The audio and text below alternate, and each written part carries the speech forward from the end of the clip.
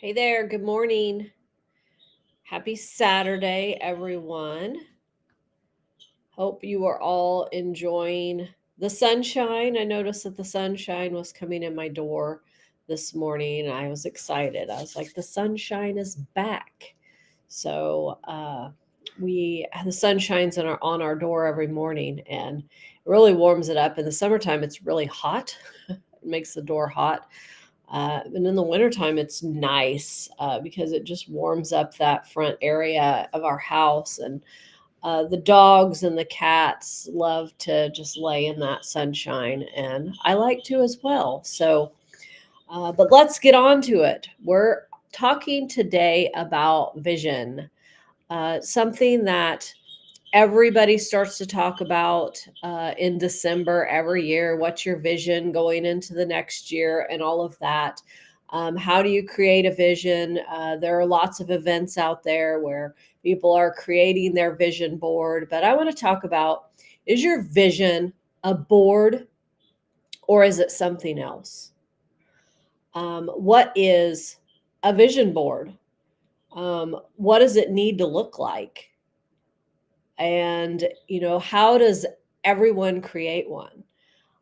So the way that it's typically taught in the old school way is, you get your magazines and your board, and you get out and you cut things out and you post all the things on there that are within your vision that you want in your life, and that manifests those things um, to you. And that is a great thing. And excuse me, it's something that a lot of people get a ton of value out of, is just going through that process.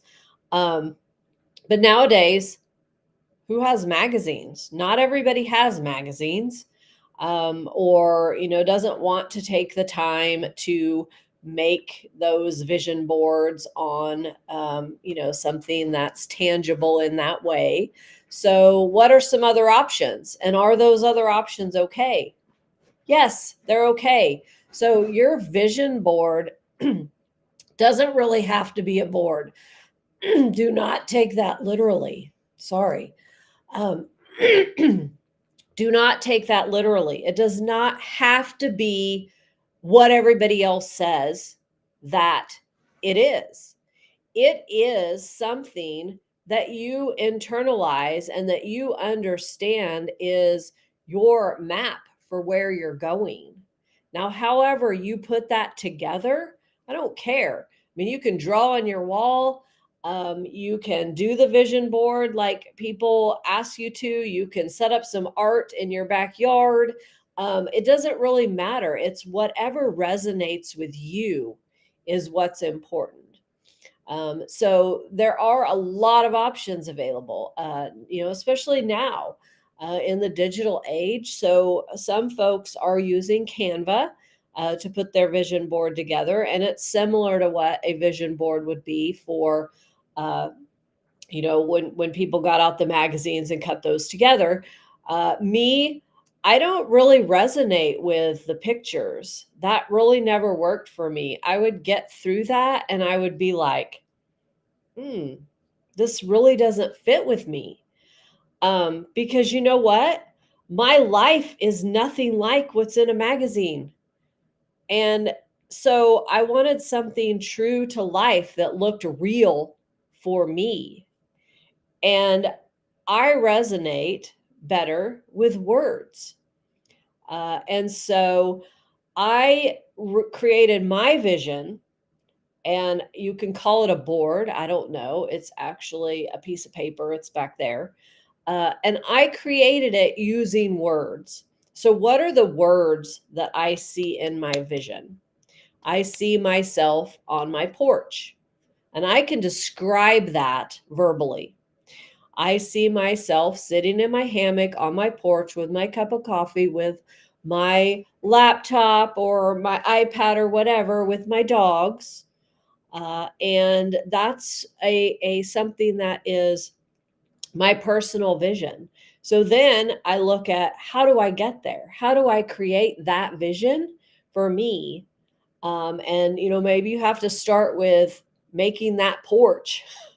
And that's the first step towards getting to that vision, that you need to create a porch or a porch-like place that you can feel like you're moving towards that vision. So that's just one thing. And there are many others, but I wanted to just get on here and emphasize that your vision is something that is inherent in you, and you can articulate it in however you want and whatever makes you comfortable. You just do need to do it. So if it's pictures or words or whatever, you just make a list. It doesn't have to be pretty. It doesn't have to be fancy. Folks would get together and put together these vision boards and come up with these really pretty things. And I'm just like, I cannot do pretty. It's not me. And so I really had to get past that, because it prevented me from doing that. When people would do your vision board, and I'd be like, no, not going to do it. And so it actually prevented me from doing something that is really helpful to all of us. And I promote this very heavily in establishing what your personal and business vision are, or career vision. If you're in a career and you don't own your own business, I work with a lot of business owners and entrepreneurs. So I'm mostly targeting small business owners, but this works for if you have a career, and your goal in your career is getting to a vice president position in a company of your choice. That could be a part of your vision. Maybe it's getting to that place where you don't have to, you can work part time. Maybe that's your vision. Whatever it is, it doesn't matter. It's yours. So don't get hung up on what it looks like. Just do it and figure out how to do it in a way that is comfortable for you, and then put it out there. Just I keep my words, my vision, up on my wall right back there, so that I can see it and I can reflect on it, and I can add to it. So the thing is your vision is going to change, because we're not talking about a vision statement, which is different. And that's important too, if you own a business, particularly. But your vision is really, what does my life look like? And what does my life look like inside my business or inside my career in a while from now? So someday, what does that look like? What am I doing? How am I living? What's happening every day in my life? That's a vision.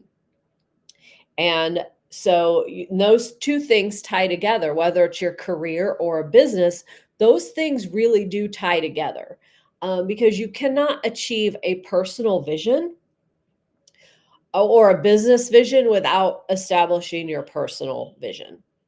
Your personal vision really is the driver, because it is going to be what gets you up every day. I want this in my life. And I don't care how small or insignificant you think that it is, it's yours, and it's not for anybody else to judge. And, maybe you want something pretty simple, and you can put that in there. It's fine. It's yours. So be open, be honest with yourself. Uh, just start making a list of the things that are within your vision. What do you see in your life that you want to make come true, someday? And start with someday.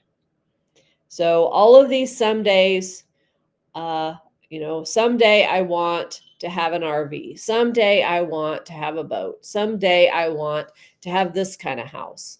Uh, Someday I want to be a VP. Someday I want my business to hit $1 million worth of revenue. Someday I want to own a pig farm. I mean, it can be anything.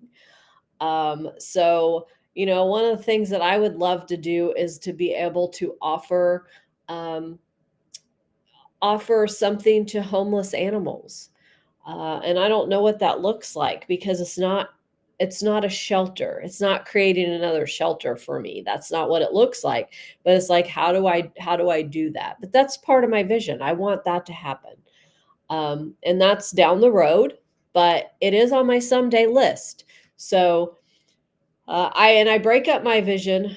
I said I use words, and so here's what I do. If this is at all helpful to kind of guide you, so my vision is back here. I don't think you can read it, um, but I look at what does a perfect day look like for me, and I just write that out.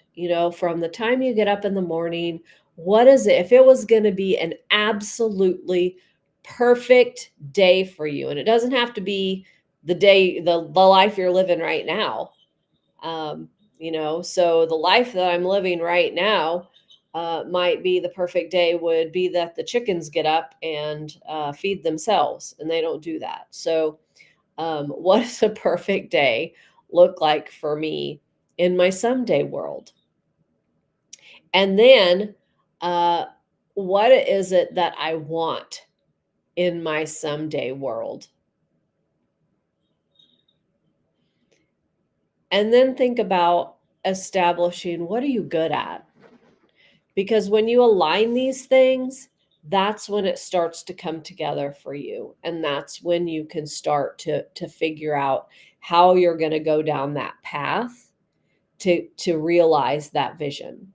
And to keep that vision alive, I would recommend that you not just keep it in your head and that you put it out there in front of you so that you can see it every day, however you represent it. And, make sure that, you share it with other people, because one of the things that happens when you share things with other people, even if they're very personal to you, it creates accountability because you've shared it with other people. Oh my gosh, now I might have to actually fulfill my own vision because I shared it with other people. That's a real thing. So, uh, some people that helps a lot, some people that will help a little to actually be accountable to your own vision. So, I'm not going to go into that, but I could talk a lot about that as well. So, take your vision, put it out there where you can see it, and reflect on it every day. And so I'm not going to talk about it today, but ultimately, how you use that vision, that is really what you want to come to life in your someday world. So in your someday world, you quantify that, you start to lay those things out in your someday goals. So your vision goes into your someday goals, and then you break those down to your 5-year goals. So if I'm going to be there someday, and I say 5-year goals because if I'm going to realize I'm 50, so if I'm going to realize something uh, in someday for me is a shorter time period than for someone who's 20. So my someday needs to be broken down into 5-year goals. Now you could use 10-year goals, you could use 15-year. I mean, it's probably best to break it down in smaller chunks though and go from someday, and even if you're 20, someday 5-year goals. Here's my 5-year goals, and you break those down and then think about what would it take? What actions do I need to be taking every year in order to meet those 5-year goals? And then break it down even further. What actions do I need to be taking quarterly or annually? Now we're at quarterly, sorry. What actions do I need to be taking quarterly in order to meet those annual goals? And then what actions do I need to be taking monthly to meet those quarterly goals and those annual goals and those 5-day goals, 5-year goals, and those someday goals? So you just break it down like that until you get down to weekly and then daily. What is it? What's the one thing that I need to do daily that's going to get me towards these goals that I have set?